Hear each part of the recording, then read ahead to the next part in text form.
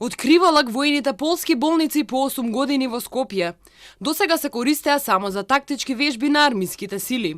За 2 дена ќе добијат нова намена, сместени на местото на стариот, сега веќе струшениот студентски дом медицинар.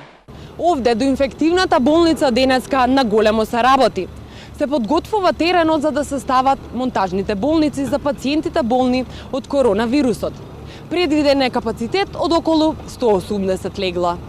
Министерката за одбрана Радмила Шекеринска за Телма вели дека во следните 10 дена се очекува да бидат поставени дополнителни контейнери со тушеви, тоалети и кревети и со тоа дополнително да се зголемуваат капацитетите на инфективната клиника. Во акцијата, кажав, беа вклучени инженериските единици на армијата, сега целосно се вклучува воено-медицинскиот центар, кој што е дел од армиската структура, така што и тој персонал и сите целата оваа опрема и делови ќе бидат употребени за да брзо ги засилиме објектите од јавното здравство. Прво ќе зголемуваме капацитети максимум овде како инфективната клиника, после тоа мислам дека ќе се активираат капацитетите во 8 септември и понатаму на други места. Од јавното предпријатие улици и патишта Скопје вело дека во акцијата, која започнала доцна во четвртокот, на терен се работело со зголемен капацитет на механизација од вообичаено.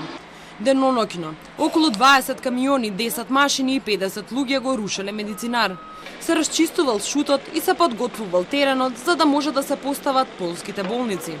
За сега нема информации дали по овој пример и на други места во Македонија ќе се ставаат вакви привремени медицински објекти.